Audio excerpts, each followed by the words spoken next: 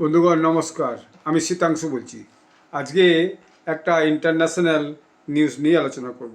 সেই ইন্টারন্যাশনাল নিউজটা হচ্ছে যে আপনার ইতালির সঙ্গে স্পেনের একটা বড় ঝগড়া শুরু হয়েছে। সেই ঝগড়ার কারণটা হচ্ছে যে আপনারা যদি স্পেনের ম্যাপ দেখেন বুঝতে পারবেন, স্পেন দেশটা হচ্ছে জিব্রাল্টার প্রণালীর ঠিক উপরের দিকে, অর্থাৎ উত্তর দিকে, আর তার নিচে আছে আফ্রিকা, উত্তর আফ্রিকা। এবং তার নিচের যে উত্তর আফ্রিকার যে আফ্রিকার যে দেশ আছে সেটা হচ্ছে মরক্কো। আর মরক্কোর ঠিক উপরে একটা স্পেনের সিটি আছে, স্পেন সিটি। সেটা কিন্তু জিব্রাল্টার প্রণালীর দিকে, মেনল্যান্ড থেকে সঙ্গে নয়, মেনল্যান্ড থেকে একদম মাঝে জিব্রাল্টার প্রণালী, মেনল্যান্ডের এপার হচ্ছে সেউটা, CUTA বলে একটা স্প্যানিশ শহর, আর ওপারে হচ্ছে জিব্রাল্টার প্রণালীর ওপারে হচ্ছে স্পেন। এইটাকে বলা হয় স্ট্রেট অফ জিব্রাল্টার। যেমন আমরা বলছি strait of Hormuz, strait of Red Sea, তেমনি স্ট্রেট অফ জিব্রাল্টার। তো এই যে দক্ষিণ আফ্রিকার থেকে বিভিন্ন যে মানে দাঙ্গা বিদীর্ণ দেশ, বিভিন্ন জায়গাতে দক্ষিণ আফ্রিকার বিভিন্ন দেশে প্রচুর সমস্যা চলছে। মিলিটারির সঙ্গে যে সিভিলিয়ান গভর্নমেন্টের ঝঞ্ঝাট, মিলিটারির দুটো গ্রুপের মধ্যে লড়াই বিভিন্ন জায়গাতে চলছে। ছোটোখাটো দেশগুলোতে একটা খুবই অশান্তি চলছে। তো সেখান থেকে বেশি বেশি লোকজন মাইগ্রেট করে করে চলে যাচ্ছে মরক্কো। এবং মরক্কো থেকে যেহেতু ল্যান্ড একটা যোগাযোগ আছে, সম্ভবত 8-10 কিলোমিটার একটা মরক্কোর সঙ্গে সেউটার একটা বর্ডার আছে। তো সেই বর্ডার পেরিয়ে তারা ঢুকে যাচ্ছে সেউটাতে। সে পর্যন্ত ঠিক ছিল, কিন্তু সেউটা ঢুকার পর এখন দেখা যাচ্ছে সেউটা থেকে সেখান থেকে হাজার হাজার যুবক তারা কি করছে, তারা আপনার ওই পেরিয়ে যেয়ে হচ্ছে যে ফ্রান্সের মেনল্যান্ডে ঢুকে যাচ্ছে। কীভাবে পেরোচ্ছে? ছোট নৌকা করে, ডিঙি করে পেরোচ্ছে, সাঁতরে পেরিয়ে যাচ্ছে। বুঝতে পেরেছেন? জিব্রাল্টার প্রণালী খুব ছোটো নয়, কিন্তু বেশ বড়, কিন্তু সাঁতরে পেরিয়ে যাচ্ছে।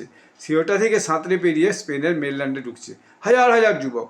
ফলে স্পেনে একটা মস্ত বড় সমস্যা তৈরি হয়েছে। এবং স্পেনের মেনল্যান্ডে যে বর্ডার, অর্থাৎ সেউটার যে বর্ডার মরক্কোর সঙ্গে, সেই বর্ডার স্পেন রক্ষা করতে পারেনি। শুধু তাই নয়, জিব্রাল্টার প্রণালীর যে মেনল্যান্ডের যে বর্ডার, সেখানেও স্পেন কিন্তু সেটা হচ্ছে যে বর্ডার কিন্তু সিকিউর করতে পারেনি। ফলে হাজার হাজার যুবক ওই জিব্রাল্টার, স্ট্রেট অফ জিব্রাল্টার, যে সমুদ্র পার হয়ে হচ্ছে যে সমুদ্রের যে একটা খাড়ির মতো আর কি, নালার মতো, মস্ত বড় নালার মতো, সেটা পার হয়ে যে, বা নদীর মতো, সেটা পার হয়ে যে ওপারে ঢুকে যাচ্ছে। এখন এইটা ইউরোপের জন্য একটা মস্ত বড় সমস্যা হচ্ছে। আর স্পেনের যিনি প্রধান, তিনি হচ্ছেন পেড্রো সানচেজ। তিনি এইসব ব্যাপারে কোনো উদ্যোগী নেননি, উল্টে তিনি বিভিন্ন দেশের সঙ্গে বিভিন্ন সময় ঝগড়ায় জুড়ে গেছেন। প্রথম তো আমেরিকার সঙ্গে তার সম্পর্কটা একদমই ভালো নয়, ডোনাল্ড ট্রাম্পের সঙ্গে। দ্বিতীয়ত হচ্ছে যে স্পেন অন্যান্য যে ইউরোপীয় দেশ তার সঙ্গে সম্পর্কটা খুব একটা ভালো নয়। ইতালির সঙ্গেও তাদের সম্পর্ক একদমই ভালো নয়। এখন ইদানিংকালে কী হয়েছে, ইতালির সঙ্গে সম্পর্কটা আরও খারাপ হয়েছে। খারাপ হয়েছে এই জন্য, ইতালির জর্জিয়া মেলোনি পরিষ্কার বলে দিয়েছে যে আমি স্পেনের সঙ্গে ওপেন বর্ডার পলিসি মানি না। অর্থাৎ ইউরোপিয়ান ইউনিয়নের যে দেশগুলো আছে, তারা যখন তৈরি করে, ইউরোপিয়ান ইউনিয়ন তৈরি করে, তখন তাদের ঠিক হয়েছিল যে তাদের ওই যে 32টা দেশ, 30-32টা দেশ, কোনো কোনো সময় কেউ বেরিয়ে গেছে, কোনো কোনো সময় কেউ ঢুকেছে, এরকম একটা হয়েছে। যেমন ইউক্রেন ইউরোপিয়ান ইউনিয়নে ঢুকতে চায়, কিন্তু এখনও পর্যন্ত যতই সাহায্যগুলো আসে সে যুদ্ধ করার জন্য, ইউক্রেনকে কিন্তু ইউরোপিয়ান ইউনিয়নে ঢুকতে দেওয়া হয়নি। যদিও বিভিন্ন সময় বিভিন্ন মিটিং টিটিংগুলোকে ডাকা হচ্ছে ইউক্রেনকে, প্রেসিডেন্ট হচ্ছে যে ভ্লাদিমির জেলেনস্কিকে, কিন্তু ইউরোপিয়ান ইউনিয়ন কিন্তু এখনও আক্ষরিকভাবে বা খাতাই কলমে আপনার ইউক্রেনকে কিন্তু নিজেদের যে ইউনিয়নের মধ্যে ঢোকায়নি, বা ন্যাটো অ্যালিস হিসাবে কিন্তু গ্রহণ করেনি। কারণ এই ন্যাটো অ্যালিস হবে কি না সেটা নিয়ে রাশিয়ার সঙ্গে ঝঞ্ঝাট, তো সেটা ভিন্ন বিষয়, সেটা পরে আলোচনা করতে পারে। এখন ইতালির সঙ্গে যে সমস্যা আছে, জর্জিয়া মেলোনি পরিষ্কার বলেছেন, আমি এই ইললিগ্যাল ইমিগ্রেন্টসকে ইতালিতে স্পেন হয়ে ঢুকতে দেব না। এইটা হচ্ছে ঝগড়ার মূল কারণ। কারণ ওপেন বর্ডার পলিসির জন্য যেটা হতে পারে আগামী দিনে, সেটা হচ্ছে স্পেন থেকে বহু এই ইলিগেল মাইগ্রেন্ট যুবক ছেলেরা, যারা বিভিন্ন কারণে আফ্রিকা দারিদ্র, আফ্রিকায় গৃহযুদ্ধ, আফ্রিকায় কাজের সুযোগের অভাব, এইসবের কারণে তারা বিভিন্ন জায়গা থেকে যে মরক্কোতে ঢুকেছে, মরক্কোরও বেশ কিছু যুবক সেখান থেকে তারা সেউটাতে ঢুকেছে, সামান্য মাত্র বর্ডার, সেই বর্ডার পার হয়ে ঢুকে পড়েছে, এবং সেটা হচ্ছে স্পেনেরই সিটি, এবং সেখান থেকে তারা এবারে জিব্রাল্টার প্রণালী হয়ে ঢুকছে স্পেনের মেনল্যান্ডে। ফলে স্পেনে এই যে হাজার হাজার লক্ষ লক্ষ যুবক এখান থেকে পার হয়ে যায় ঢুকছে, তাদেরকে নিয়ে একটা মস্ত বড় সমস্যা কিন্তু স্পেনের তৈরি হয়েছে। এবং এই যুবকরা পরবর্তীকালে এই যে ইউরোপিয়ান ইউনিয়নের যে ওপেন বর্ডার পলিসি, সেই ওপেন বর্ডার পলিসির জন্য কিন্তু সারা মানে ইউরোপিয়ান ইউনিয়নের বিভিন্ন দেশে তারা কিন্তু ছড়িয়ে যাবে, ছড়িয়ে যেয়ে চারিদিকে উৎপাত মাচাবে। অলরেডি স্পেনে ঢুকেই তারা বিভিন্ন উৎপাত মাচাতে শুরু করে দিয়েছে। ফলে জর্জিয়া মেলোনি পরিষ্কার বলে দিয়েছেন যে ইউরোপিয়ান ইউনিয়নের যে ওপেন বর্ডার পলিসি, সেই ওপেন বর্ডার পলিসি আমি মানব না, এবং স্পেন থেকে কোনো ইলিগ্যাল ইমিগ্রেন্টসকে আমি ইতালিতে ঢুকতে দেবো না। এমনিতেই ইলিগ্যাল ইমিগ্রেন্টস ইতালিতে যে খুব সমস্যা তৈরি করেছে, সবচেয়ে বেশি সমস্যা তৈরি করেছে ইংল্যান্ড, ফ্রান্স এবং জার্মানিতে, আর তারপরে ইতালিতে বলা যায়।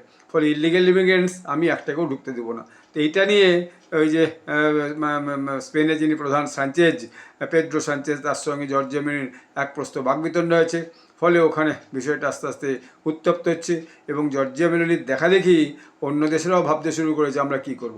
এখন ইউরোপিয়ান ইউনিয়নের একটা সমস্যা হয়ে যায় না, ইউরোপিয়ানের সমস্যা হচ্ছে ওখানের যে সমস্ত লেফট লিবারেল যে গভর্নমেন্ট, তারা ইমিগ্রেন্টসগুলো সমর্থন করে। ওখানে আমি বলেছি আগে যে 4 ধরনের পার্টির চরিত্র আছে। একটা হচ্ছে সেন্ট্রিস্ট, একটা হচ্ছে সেন্ট্রিস্ট লেফট, একটা হচ্ছে সেন্ট্রিস্ট রাইট, আর একটা হচ্ছে সেন্ট্রিস্ট এক্সট্রিম লেফট, একটা হচ্ছে সেন্ট্রিস্ট এক্সট্রিম রাইট। এখন জর্জিয়া মেলোনি সেই অর্থে ইটালির, তিনি কিন্তু ন্যাশনালিস্ট পিপল, তিনি মানে দক্ষিণ রাইটপন্থী লোক, তিনি বামপন্থী নন, ঠিক আছে। তো ফলে আর এদিকে দেখা যায় পেড্রো সানচেজ, তিনি হচ্ছেন বলা হচ্ছে সেন্ট্রাল লেফট, তিনি নাকি মধ্যপন্থা অবলম্বন করেন কিন্তু লেফট ঘেঁষা।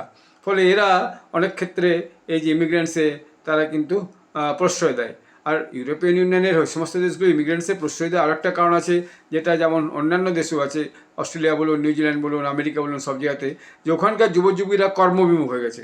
এত উন্নতি হয়েছে, আর্থিক উন্নতি, এত রকমের সরকারি সাহায্য হয়েছে, যার ফলে ওখানকার যে অরিজিনাল ইনহেবিটেন্স যে সমস্ত যুবকরা, তারা কাজের প্রতি বিমুখ, এবং ওদের দেশে শিক্ষার প্রতি খুব একটা মানুষের আগ্রহ নাই, ঠিক আছে। খানিকটা পাস করে নেওয়ার পর আর কিন্তু আর বেশি পড়াশোনা করতে চায় না, ঘুরে বেড়ানো, ফুর্তি করা, আমোদ করা, এসব আর বেশির ক্ষেত্রে ওদের সরকারের সাহায্য পাওয়ার জন্য সেগুলো কিন্তু আছে। আপনি দেখবেন আর্থিক উন্নতির দিক থেকে সারা পৃথিবীকে শোষণ করে এরা নিজেদের দেশকে সমৃদ্ধ করেছে।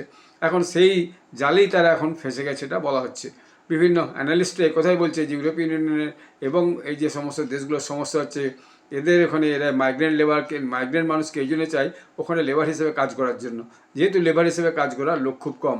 একটা সময় দেখা গেছে আমেরিকার থেকে যখন লেবার দিকে বের করে দেওয়া শুরু করলো, তখন আমেরিকার বহু ডেয়ারি কিন্তু বন্ধ হয়ে গেছে। আমি সেই নিয়ে আগে একটা ভিডিও করে আপনাকে জানিয়েছিলাম, এবং তার ফটোটাও দিয়েছিলাম যে কীভাবে মাইগ্রেন্ট লেবাররা চলে যাওয়ার জন্য ডোনাল্ড ট্রাম্প আসার পরে আমেরিকান ডেয়ারি ফেরি ফাঁকা গেছে। এমনকি ফার্ম আছে, এগ্রিকালচার ফার্ম, সেই ফার্মেও কিন্তু যদি এক্সটার্নাল লেবার না থাকে, কাজ করবে কে? কাজ করালে ওখানকার স্থানীয় যুবক ছেলেপুলে এসব কাজ করতে চায় না।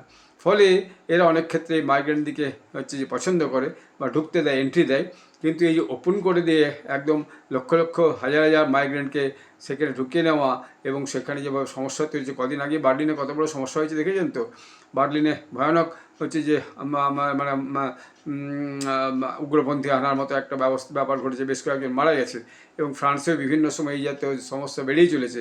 লন্ডনের বুকে বিভিন্ন রকমের মানে সরকার বিরোধী মিছিল চলছে। সেটা যে মানে লন্ডনে ব্রিটিশরা করছে তা নয়, অন্য দেশের ইমিগ্রেন্টসরা, তারা ওখানে যারা বসবাস করছে, তারা বিভিন্ন ধরনের মিছিল করছে। ফলে ইউরোপিয়ান ইউনিয়নের দেশগুলোর মধ্যে একটা ইমিগ্রেন্টস এন্ট্রি নিয়ে একটা মস্ত বড় সমস্যা হচ্ছে। জার্মানি একটা সময় প্রচুর ইলিগাল ইমিগ্রেন্টসকে এন্ট্রি দিয়েছে, একমাত্র পোল্যান্ড একদমই এন্ট্রি দেয়নি, বা পোল্যান্ডের আশপাশের দেশগুলো এরকম ইলিগাল ইমিগ্রেন্টসকে এন্ট্রি দেয়নি। বাদবাকি বেশিরভাগ কান্ট্রি ইলিগাল ইমিগ্রেন্টকে এন্ট্রি দিয়ে সেই ইলিগাল ইমিগ্রেন্টসরাই কিন্তু এখন তাদের কাছে গলার ফাঁস হয়ে দাঁড়িয়েছে। কীভাবে এই সমস্যা আগামী দিনে স্পেন সামলাবে, সেটাই হচ্ছে দেখার বিষয়। এবং জর্জিয়া মেলোনি যেটা বলে দিচ্ছেন, তাতে তিনি যে কথা বলেছেন সে কথা তিনি মানবেনই। অর্থাৎ স্পেন থেকে কোনো ইলিগাল ইমিগ্রেন্টসকে তিনি কিন্তু ইটালি বোধহয় ঢুকতে দেবেন না। এ পর্যন্ত এটাই যা জানা যাচ্ছে, সেটা হচ্ছে সার কথা। Let you wait and see what happened in the days to come. আর আমাদেরকে অপেক্ষা করে দেখতে হবে কী হচ্ছে। আপনারা আমার চ্যানেলটি সাবস্ক্রাইব করবেন, ভিডিওটি লাইক করবেন, আপনাদের গুরুত্বপূর্ণ মতামত জানাবেন এই ব্যাপারে। আপনারা যদি পলিটিক্সে ইন্টারেস্টেড থাকেন, মতামত জানাবেন, সেই মতামত আমাকে সমৃদ্ধ করবে। আপনারা সকলে ভালো থাকবেন। জয় হিন্দ, বন্দে মাতরম।